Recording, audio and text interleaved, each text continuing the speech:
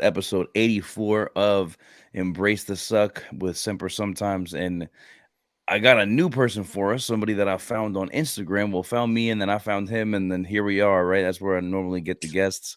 And I started following Staff Sergeant Dutton here just because immediately I saw the presence that he had on Instagram, and then I saw the 12 tag, and then I was like, wait a minute, a 12 on Instagram, like spitting facts, right? And I say that because a lot of people are either in it to win it and they're with the Instagram game, or they're completely against it.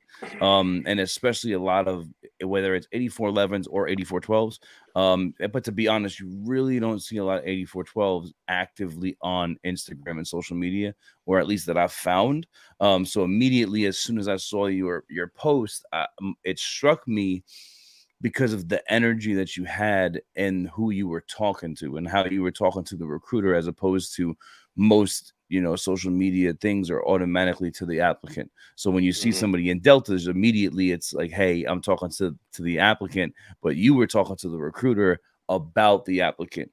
And it immediately just started core with me, and I was like, wow, like I got to get this dude on the podcast. So I immediately hit you up.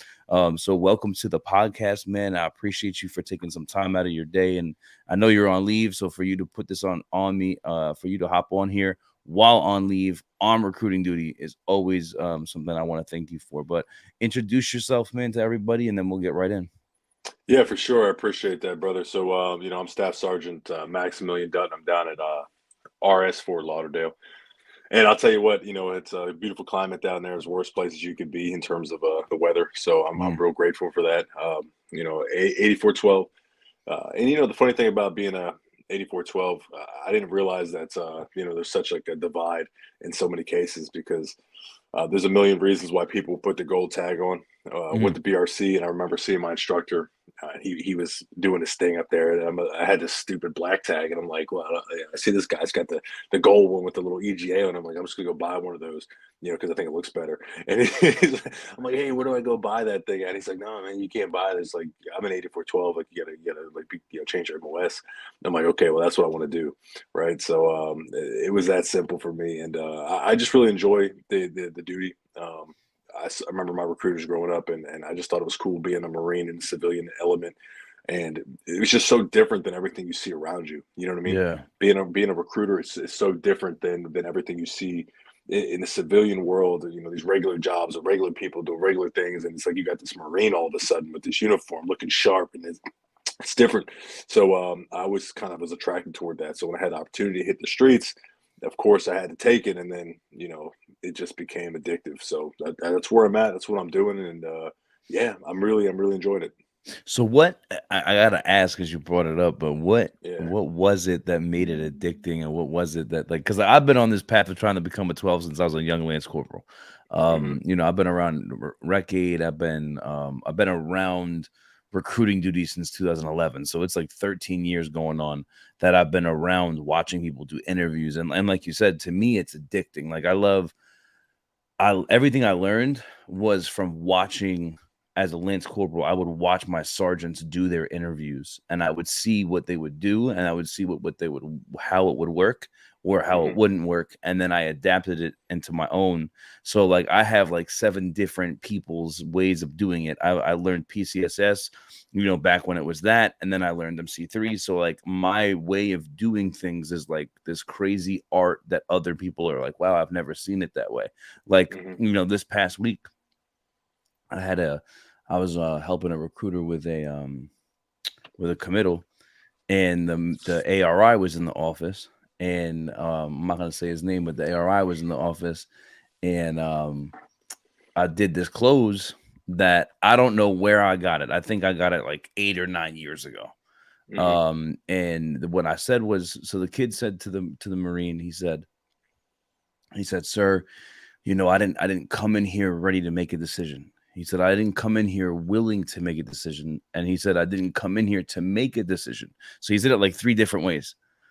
So I heard that, and I was like, okay. So I came over to the kid, I sat down, and I was like, hey, do me a favor. Let me ask you a question. He's like, what's going on? I was like, when you came in the office, I was like, you sat down in that chair over there to take the East, right? The practice test. He was like, yeah. I was like, so you made a decision to sit in that chair, right? And he's like, "Yeah." I was like, "Okay, that's one decision." And I was like, "When you sat in that chair, did you know that it was gonna hold your weight or you took a risk?"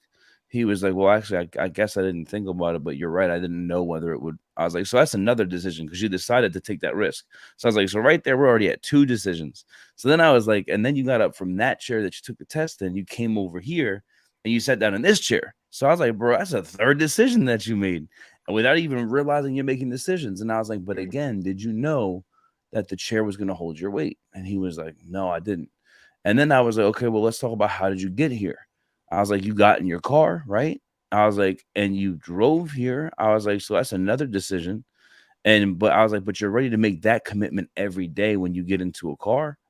I was like, "So why is it that when we sit here and we start discussing with you your path and everything you want and how the Marine Corps can actually get you there, and we're Right. showing you a clear cut path on how to do that, you're telling me you're not ready to make a decision, but yet you've already made decisions." Mm. And he was like, "Wow, I never thought about it like that." He was like, and then the ARI pulled me outside, and he was like, "Yo," "I've never heard that before. I'm gonna take that." Yeah, And yeah, I yeah. was like, "Hey," I was like, "I like it." And then he had said one that I said the same thing. I was like, "You know what, Matt Soren?" I was like, "I'm gonna take the one that you said because I like that one too." And he's like, "All right, we can agree to take each other's shit." I was like, "All right, tight." But Yeah. but I want to ask you though, like, what was it about the duty that made you decide, like, hey, I want to become a 12? Because in a climate like today, people aren't trying to do that, right? And it's like, so what made you decide, like, you know what, this is something that I want to do for longevity type?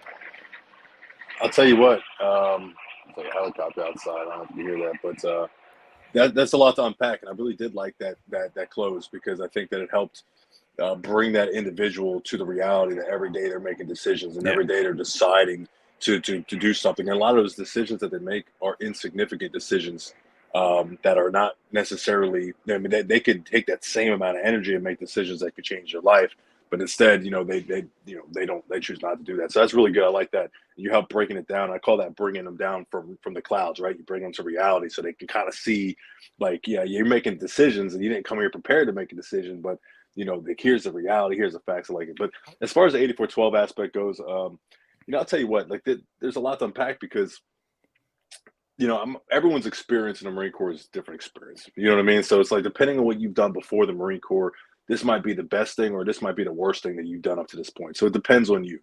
Um, for me specifically, I've always wanted to be a recruiter just because, personally, I just enjoy um, the communication aspect of it, right? The the ability to have a conversation with somebody and to be able to persuade or be able to sell a concept or be able to change a life.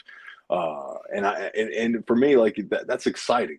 yeah, But additionally, you got to think, like, when everybody's going to hang up the uniform one day. We're all going to hang that bad boy up. We'll go put it on the shelf, and maybe we'll wear it again till graduation or retirement. Your kid becomes a Marine, whatever. But, like, for the most part, that's it. You pack it up. So now the question is, what's next after that? And this is, you know, I don't care what business you're in. Everything you do is sales. It doesn't matter what you're doing because it's all about selling a concept, selling yourself. So you want to go get a job, you got to sell yourself to get the job, yeah, right? yeah, You could take a recruiter off the streets. You got an unsellable product. I mean, nobody wants to be a Marine in 2023. Nobody wants to join the military in general. They don't want to do it. So, it's like if you're effective and you're efficient and you're able to communicate in a way that gets somebody to say, you know what, I'm going to change my entire life and I'm going to follow you. And they choose to do that. You can take any product. You could take, whether it's data collection, whether, you're working wherever you're at, you're selling a car, you work, some type of consulting firm, right? When we hang the uniform up, how effective is your communication skills? How effective is your ability to be a consultant? And now with those newfound skills that you've acquired, you can make so much money in the civilian world with that, right? So yeah, it's yeah, an extremely beneficial career in the sense of the next chapter. Now, as far as the now goes, it's addicting because it is.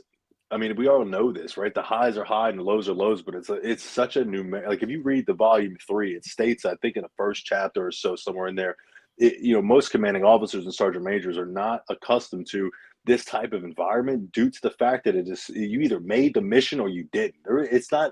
it's objective, or excuse me, it's subjective, right? There's no, yeah, either way, it's specific. You either did Yeah. it or you didn't do it. Yeah, yeah, And yeah. so, that's the thing that makes it so special, because you're able to identify a way to become more effective at what you're doing. Your results are right in front of you, Yeah. um, and you're just able to get to the point of, okay, I have this many contracts. I'm able to close 10 contracts with this 1 in 5 week one. And I've created this system that's constantly being tailored, and I can tweak little things. And it's like working on a car. You just make it Yeah. more, Yeah. effective to be able to close those missions. And you can tell if you're getting better. You can tell if you're getting worse. You're valuable in what you're doing.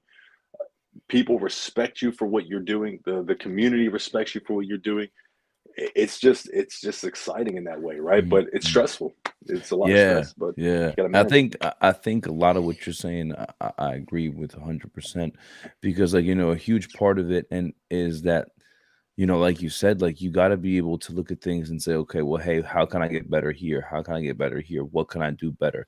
And I think a big problem that we have today, though, and this is something that I said recently on this Facebook page, is, I love your thoughts on it. Is just that, like, I feel like in today's Marine Corps, a lot of recruiters, it's not about the, okay, did the mission get accomplished or did it not get accomplished? Now there's this idea of, oh, well, I tried. Like, Mm, there's this idea of like, hey, I know you put me on for 3, but as a recruiter, I wrote 2 or I wrote 1. And it's like, but like somebody made a comment on this Facebook page and they're like, oh, I threw up 4 and all 4 didn't stick and they all failed the ASVAB. And I'm like, bro, if all 4 of them failed the ASVAB, well, then that's definitely clearly a screening error, like right, on you. If you're one person and you sent 4 people up and they're all retesters and they all failed, they were definitely not ready yet. right. And again, like we talk about like community and we talk about changing lives.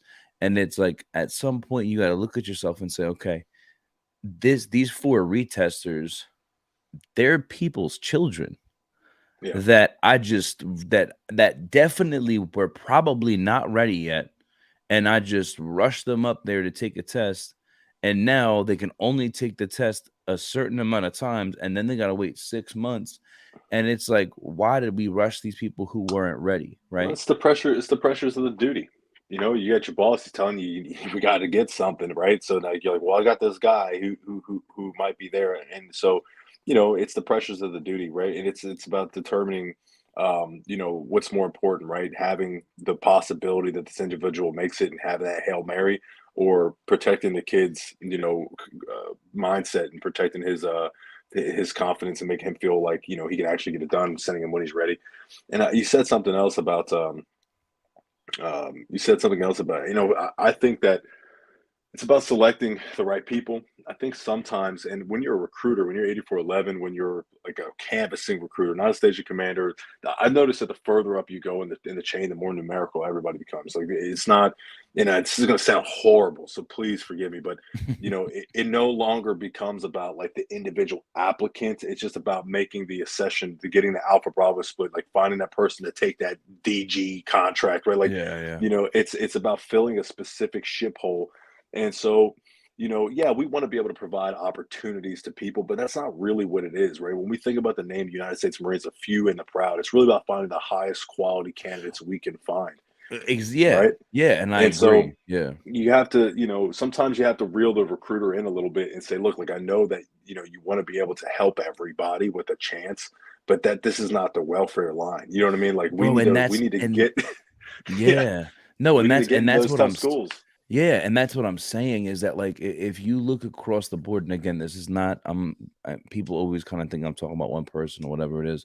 Listen, I'm talking to everybody. I'm not speaking to one RS or one RSS. And I say this because I've done 84 episodes with different people across MICRIC, and people reach out to me and I talk to people, and it's this unified front, right? Where we're putting people in the Marine Corps that maybe should have never been in the Marine Corps. Like when you look at, the discharge rate, when you look at the fact that, people aren't even passing ISTs at boot camp, when you look at the fact that, poolies aren't even making it to boot camp because they're discharging in the pool. It's like and then when you look at like, like you were talking about earlier, the fine tweaks, right?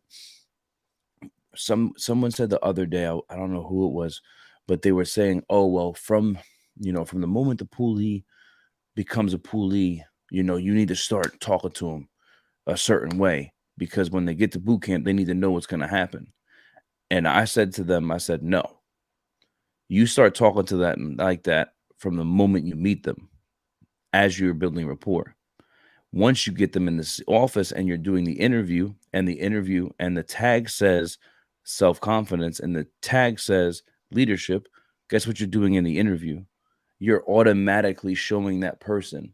Right. When they You're say yeah, demonstrating. when someone says yeah to me in an interview, immediately the first thing I do is, hey, listen to me. You're not going to say yeah anymore. I say you're not going to go like this with your head. And I start doing that in the interview, Mm, because they're telling me that this is what I need. And the reason why I bring this up is because if we're not doing that from the moment we meet these young men and women, then when they become poolies and they're saying, yo, it's good, bro, and they're not using our rank, and then all of a sudden we bring them to a pool function, and at the pool function, they're not saying hi to Marines as they walk by, or sure. we're not teaching them the customs and courtesies in the pool program. And then when they're in the pool and they see these poolies to the left and right of them that can't do a pull-up, that got a really low score. Now they're starting to wonder, yo, hold on a minute. This guy told me it was the few and the proud. And now he's like, but look at to the left and right of me. And now they're starting to even wonder, like, wait a minute, like, Yeah, yeah. did this guy just sell me a bag of goods? Like, is what he told me just what? And that's what I'm saying, because I had a now, kid discharge once. I had a kid discharge once. Like he said, asked everybody why they're here, and like they're telling me they got nothing else to do. They got no other options. They got yeah, no other choices. And so yeah. I just didn't feel like it was for me. I was like, dang, like And no, that's no, what and no, that's no. yeah, and But that's what I'm saying, bro. Because the other day, I'm gonna be real. The other day, I asked a couple of pool leads. I said, "Hey, when I first get to a new office, where if I'm visiting an office, whatever, I always, whenever I meet a poolie, even when I'm at a pool function, they're not my poolies. I always just ask, but hey, why you become a Marine?" And that immediately in my head, I'm like, bro, I know I can call a discharge as soon as I get the answer, because 9 times out of 10, a lot of these people aren't. They're like, oh well, the benefits, and I'm like, wait, what? Or they're like, oh well, because my recruiter came up to me, and I'm like, bro, like that's not. And I'll tell them, I'll be like, listen, that is not a reason. Like I had two what? retesters lately, recently, and I asked them in the car, hey, why do you want to be a Marine? Gave me some crazy answer. So I told both of them, I said, listen to me. I said, you're never gonna pass that ASVAB if you don't have a reason to be a Marine. Yeah, If you don't have a deep enough reason to be a Marine, then studying doesn't matter to you.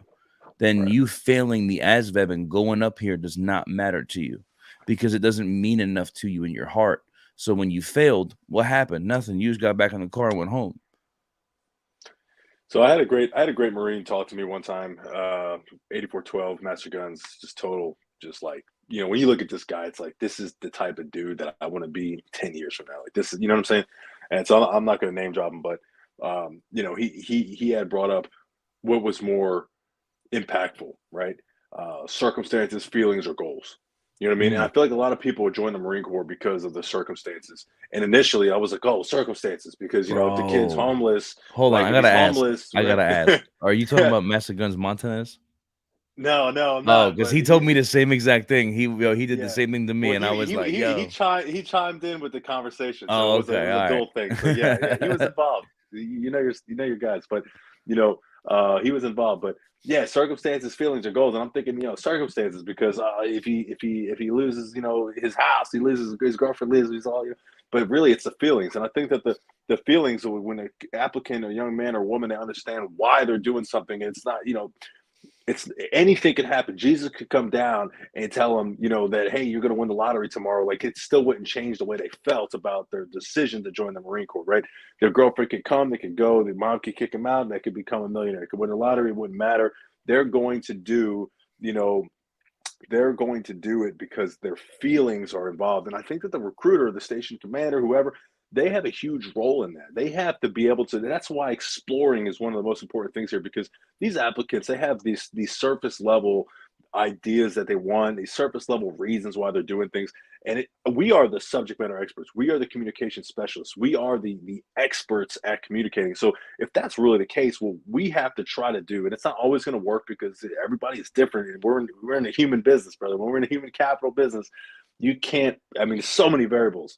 But what we have to be able to do is to explore to help these young men and women who are probably never had conversations like this before, help them understand why they would need this, or what they're really feeling, or how, Yeah. help them really unpack their own feelings, and to really have a discussion for the first time about, why I feel this way, or what would be important to me. Like how do I want to look at myself? How do I want my son to look at me when I'm 30 years old? Like, Yeah. for them to start to process these things. And then when they Mhm. make the decision to be a United States Marine, it's founded on, you know, that type of decision making process. Yeah. So, Well, and I think and that'll clean the pool. That'll clean the pool up a and little I bit and everything. well, I think too though, like what you're saying, right? Like the way that like it's important how you explore because you can't truly enable the right way if you don't explore the proper way, right? Because in order to enable, you have to had explored things, and then you have to take those things that you gained while you were exploring and then attach them to the enable piece, right? In Certainly. my opinion, I think a lot of what happens is that Marines don't get that next level training, and they it takes them like a year to finally get that part, or 6 months, and I think that like, so like some of the so what I would like, right, is for you to explain to me how you do that, right? Because a lot of people, I don't think they understand how to actually do that, Hmm. because when a lot of times people, when we're exploring, they're not writing down notes, or they're not repeating, right? So people think that I repeat myself just because I have a bad memory, which that's true, but I repeat back to the kid what he says to me. So as I'm exploring, and I'll be like, "Hey man, okay, so it's important to you that you get da da da da." Yeah. Oh, okay, I got that, bro. And then Yeah. I'll So write it. reflecting as you go, you're Yeah, reflecting those needs and motivators as you go. You keeping everything on track. Yeah. and then but what I'll do as well is I'll write it down. So everything a kid says, I'll write down and I'll put bullet points. And then later on, the reason why I do that is because I'll remind them that they said that. I'll be like, "Hey man, but Yeah. you said, but you said, but you said," because then I'm like, It's not my words, bro. Like that's what you told me was important to you. Now, how Right. are you going to get there?" So, what are some ways that you've in your time have figured out, like some different tips and tactics on how to explore, and then how to use that exploring to enable the right way? Like, how have you Yeah. done that? No, I mean, absolutely. So, honestly, one of the things about exploring is I never gave it really enough credit. I think like any other recruiter, I was just listening to respond. I was listening to Mm, give, they would throw something, or throw a tag, or they say something, and I'm immediately developing, these things. Oh, I'm gonna sauce this kid up with X, Y, and Z. And it wasn't until probably about like 18 months ago, maybe 20 months ago, where I was like, let me take things to the next level here. In order to do that, I just took a step back and I was like, what do I have to do to listen with intent? You know what I mean? Like I want to listen with intention. Like what is this individual saying to me? And one thing I also realize is that when people are speaking to you, some of the things that they're saying are not actually what they mean. They say something, but it's shielded. It's like having like they're the yolk of the egg, but they're giving you the shell. And so you have to really try to understand what it is that they mean by what they're saying. And the only way you can do that is through obviously exploring and digging in. So it's really simple. It's a concept that everyone's like, well, no, crap, bro. Like, but the reality is, somebody asks a question, or you ask a question rather, and now when they give you an answer, you have to listen with intention, listen with a purpose to see what it is that they just said to you, and then now you're going to formulate another question based specifically on the information that they just gave you, not anything else, not an outside concept, not another idea of maybe what they might have meant so. If you say, "Hey, man," so like you picked educational opportunities. What exactly is the purpose of this tag? Why did you pick this tag? And he says, "Well, I really want to get to college. I want to be able to, get a degree in engineering." Okay, well, tell me, why is it important that you get to college and get a degree in engineering? I'm just repeating that question back to him. Why is that important to you? Well, because I want to be able to, make a lot of money, and I want to be able to. My dad was an engineer. I want to make him proud.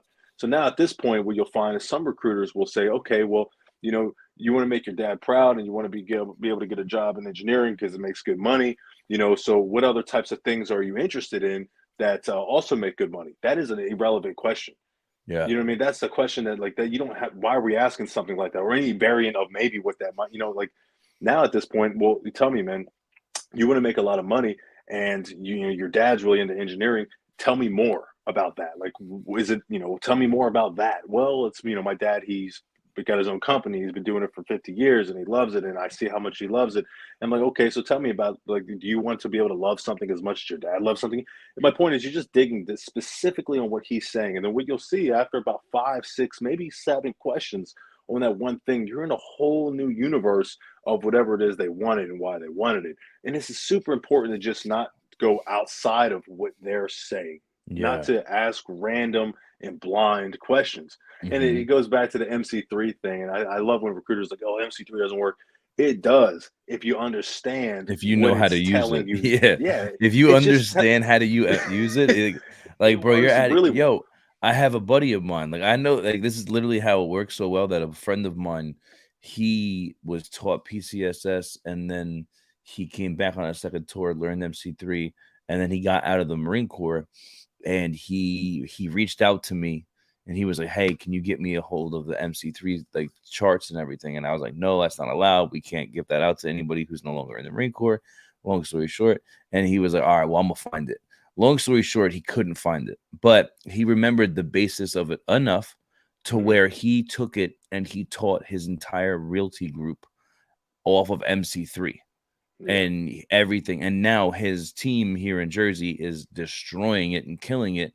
And they're the only ones who are using MC3 because they're the only ones who know how to use it because he taught them like the abridged version from what he remembers. Yeah, the But basics. yeah, but it works. The problem is that people don't want to make it work. Like they don't want to do the work because some disgruntled person made it or whatever the hell it is. And it's like, bro, just stop. Well, I mean, I think that people are really just kind of, I don't know. If you look at the sales world in general, right? Like anybody who really knows anything, MC3 is really just um, built off of different sales tactic strategies. I mean, you can listen to somebody else build rapport, and they'll tell you the steps to build rapport, and they're not affiliated with the Marine Corps at all. It'll be literally the same exact steps, Yeah, except yeah, demonstrate core values will be something else, or you know what I mean, like yeah, yeah, professionalism or something, right? But yeah, it's yeah. very similar. I think Tony Robbins actually did a thing where he was talking about building rapport. But my point is, when you're exploring, you get down to the nitty gritty with this individual. You really want to understand what it is that they want, but the surface level. So, like a lot of times, individuals and applicants and whatever, your wife, right? The things that they want are not actually, they're not telling you what they want. Sometimes it's because they don't really know. Sometimes it's because they're embarrassed. Sometimes it's because, they never thought about it. So you're helping them uncover things as you go. Yeah. Um, and I it, so, it's yeah. it's funny it's funny that you say that about the wife thing because the other day I had a recruiter who he had an appointment and then like 5 minutes later he's like he comes to the car and he's like yo I got mad excited. He's like yo I got an appointment. Kid's over there at the gas pump. He's coming in tomorrow 11 a.m. And I'm like why is he coming in? He's like so we drive over to the gas pump. I'm gonna watch this. So I drive over to the gas pump, roll my window down, and I'm like, "Hey, what's going on, man?" And the Marine is in the back seat, sitting right behind me. So I pull up. I make believe like I didn't know nothing. So I pull up, roll the window down. I'm like, "Hey, what's going on, man? You ever think about being a Marine?" And he goes, "Yeah, I just talked to a recruiter." And then he looks in the back seat. He goes, "Wait, that's Yeah. him." And I was just like, "Yeah, man." I was like, "So what's going on, bro?" I was like, "So you coming in the office tomorrow at 11 o'clock?" He goes, "No." He goes, "What?" He goes, "I said that?" I was like, "That's Ross, but he just told me." And he's like, "Nah, I'm gonna come in at on Friday with my mom." And I was just like, "All right, bro." I was like, "Well, hey, man, and I started, doing everything, whatever." Yeah. and we drive off. So I say to the recruiter, I was talking to the recruiter, and we're going over me, him, and his boss. We're going over like, okay, hey, what did you do well? What did you do right? And then I'm like, listen, man, I'm like surface level. I'm like, bro, you didn't. I'm like, yo, you have a wife, right? He's like, I do. I'm like, bro, you ever come home and your wife just looks at you, and immediately she's just like, I wanna, but then she doesn't say anything, and then like an hour or so goes by, and she's like, if and then you're like, wait, like I thought you didn't have anything to say. And then all of a sudden she just starts letting everything go. Hmm. I'm Hmm. like, bro, you're just stopping, like you're stopping yourself from finding out more and more and more. And you're taking the surface level and you're like, oh, and then all of a sudden now your wife is like, well, I find it funny how, and All then right. and I'm like, bro, June that's 17th, yep, yep, 2017, yep, you yep. told me. Yeah, and I'm like, bro, like Yeah. you're not getting to that next level. You're not asking the questions that matter. And Yeah. you're getting this high off of, oh, I set an appointment. Right. And then now you have this high level of no-shows because as soon as you hear yes to the appointment, you're like, all right, we're tight. Yeah. Why are they coming in, right? Like value is everything. And that's the other thing that I try to really stress to my team.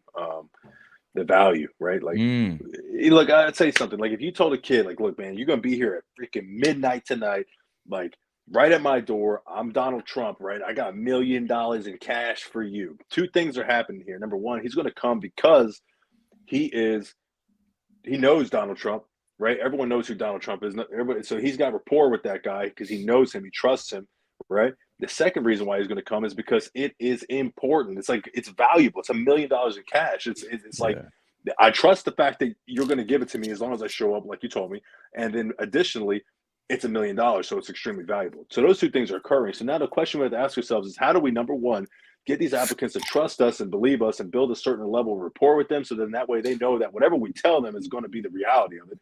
And then the second thing is, how do we make it $1 million opportunity? How do we Mm, verbalize it so that it's like, I've never heard of anything like this before. So these applicants, they sit here and they say to you, like there's literally not an organization that exists in the history of this world that can do what you can do for me tangibly and intangibly. I would be a complete moron not to take action on this right now.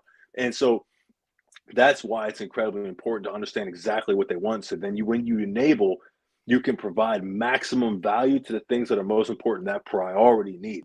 And you know, but it's not just value in the interview, it's value in each step of it, because you have to sell each tiny part of it. You're selling everything. Is it okay if I ask you a couple basic screening questions just to see if you're qualified, so then that way we can continue to talk about some of the things you just said were really important to you?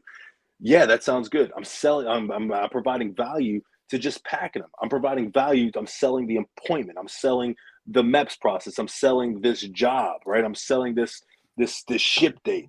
You know what I mean? It's like everything that you're doing is you're constantly providing value on why it would be most beneficial for you to do this, and that's really where the art of it kind of comes into to play. Recruiters a lot of times are like, hey man, so look, I would love for you to come in so I can give you information about the Marine Corps. Are you available at 11 o'clock? It's like, dude, this kid's not uprooting his life to come in here and get information. Like, he wants to come in bro. here to change his Bro, yo, life. thank you so much for Like, saying that, bro, because I I'm just cannot saying. stand that. Like, that uh, is the number one, like, that is my number one most hated thing. Like, when I hear a recruiter say, either on IG or on the phone, like, when I see a recruiter say that on a phone call or in person, and I hear the words for information, immediately I want to yank that phone from you. I want to just because like again you're not giving value if you're not giving value, like I have to stop what I'm doing, and maybe I'm doing nothing, like maybe I have nothing going on and I have no problem talking to you, but the moment you say, oh well, I would like to give you some information, it's like, bro, listen, I can go online, I can go on Google, I could reach out to my friends. Like, no, I'm not, because now when me and you get off the phone, or me and you, or we leave each other, we're ACing, and I leave you and I meet that first influencer, and they're like, oh well, what are you doing tomorrow? Oh, I'm going to the Marine Corps office to talk to so and so. Why? Oh well, I'm going in there for information. And then they're You're gonna like, die. You're gonna die, man. yeah, and Like, then you they're don't want to like, be a for Marine. information, bro, what information you need? And then Yeah, now they say like one or two things, and that's it. that's it. And now it's like, wait a minute, but if we had set that person up and saying, hey man, here's the value of me actually sitting down with you. This is what you're going to get out of our interview. Right. Hey, we're going to talk about how you told me it's important, to do the X, Y, and Z. Hey, we're going to talk about your mom's concerns that you told me about. Oh, bro, I respect that your mother thinks, boom. And now when you go and talk to your mother, if I can't sit the same day, right? Because if I can, like I had this dude the other day, hey man, call your mom on the phone right now. Hey, I was that's a like, mandatory thing in my office, brother. Like, so I don't want to get too deep into it because I'll talk for about 15 hours on this crap. But yeah. I like to consider it an addendum to the Mm, volume one, right? It's a 26-page document. It's broken down, and it's essentially like, imagine a cash caller where you're making a TC and you yeah. follow these different lines. But it's a concept similar to that, but it's called the machine. But it's for the entire process from an applicant walks through the door until they commit to joining the United States Marine Corps. Then the second phase is called the glue. And the reason why it's called the glue is because it maximizes the ability for that applicant to stick in the process, right? Then you're not going Mm, to lose them. And then there's the processing machine, which allows you to use either maybe a 3-day window, a 72-hour processing window when you're close to miss a mission, or you can also extend it out to 2 or 3 weeks, depending, right? But it's a process of turning Bravos into Alphas. It's a process of ensuring that you get a 1-to-1 processing ratio as close as you can.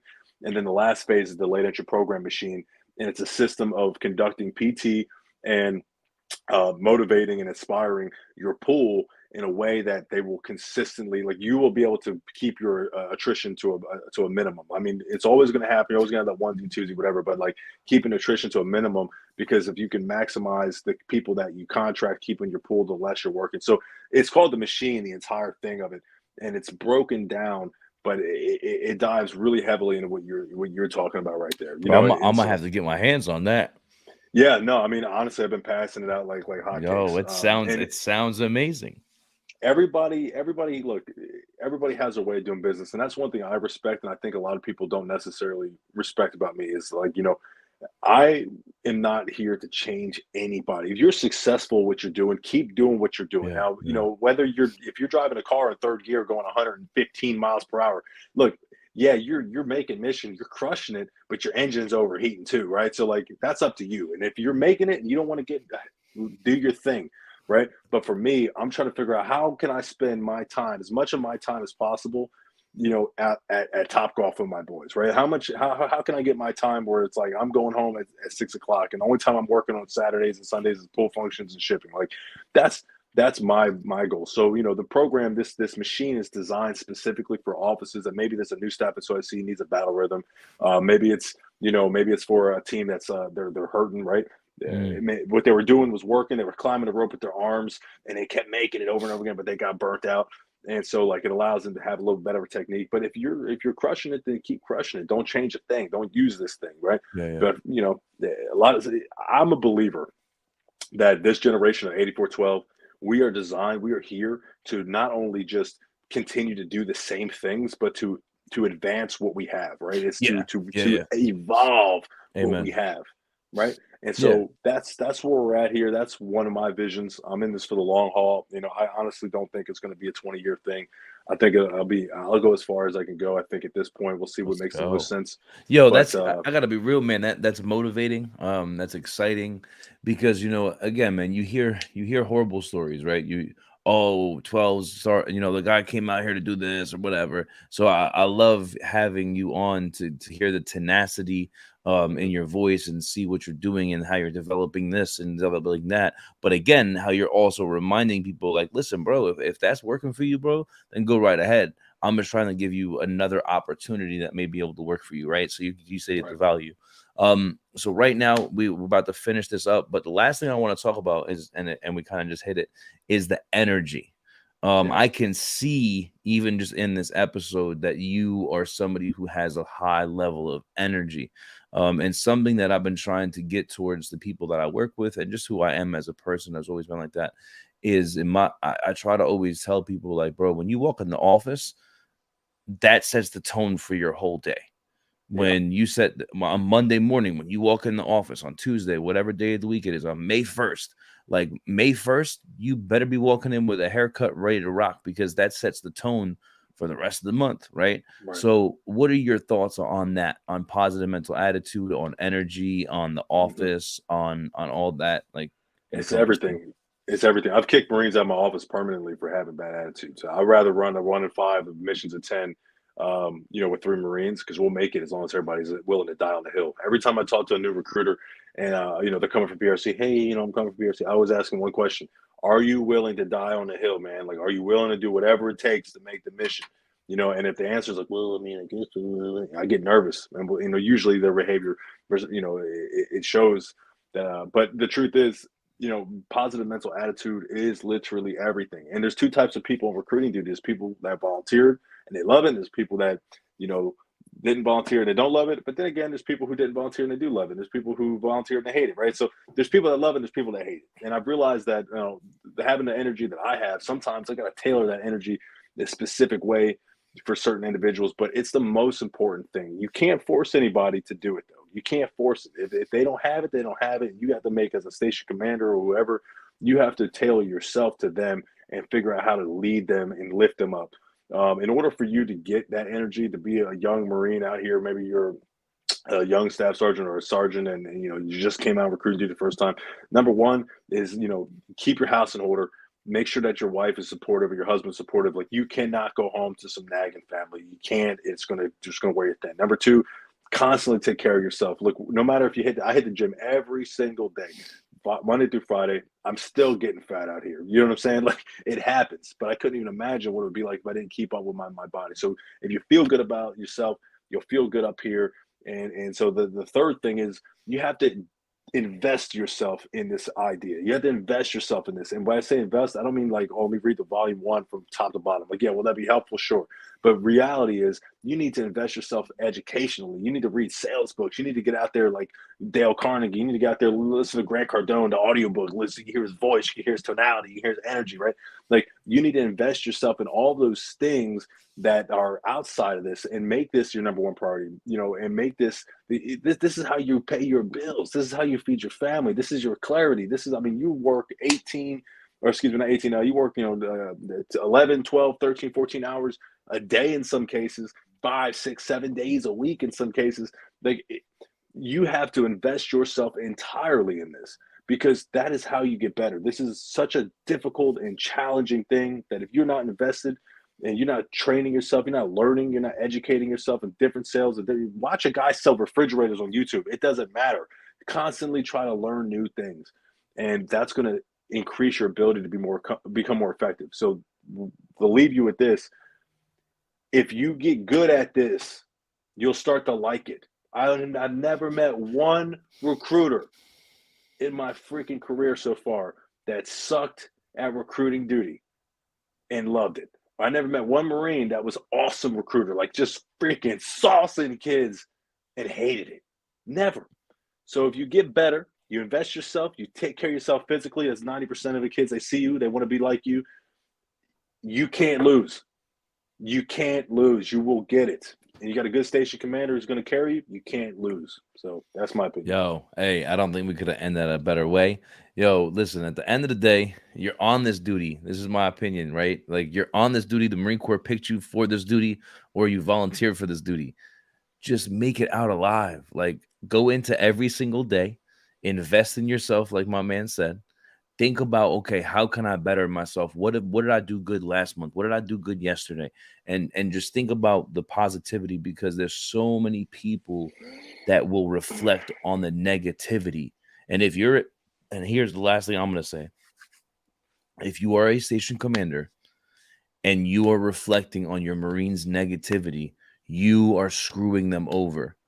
I'm not telling you not to, bring it up. I'm not telling you not to correct the deficiency. But if you start your morning in briefs with a negativity from yesterday, now that Marine is going to leave your office and go out into the world with a negative mindset on how he effed up yesterday. And he's not going to be worried about, okay, what can I do better? So you have to start the day with a positive motion, and in turn, continue to bring that positivity into the direction of the day. Right. All right. Well, hey, 100%. listen, man, I appreciate you. Definitely going to do another episode with you, bro. But thank you so much, Max. I appreciate everything you're doing out there, bro. Thank you for being an amazing addition to the 8412 community. And I'm excited to learn more about the mission, but the machine. And I Yep. appreciate you, brother. Have a good rest of the night. All right. Take it easy, brother.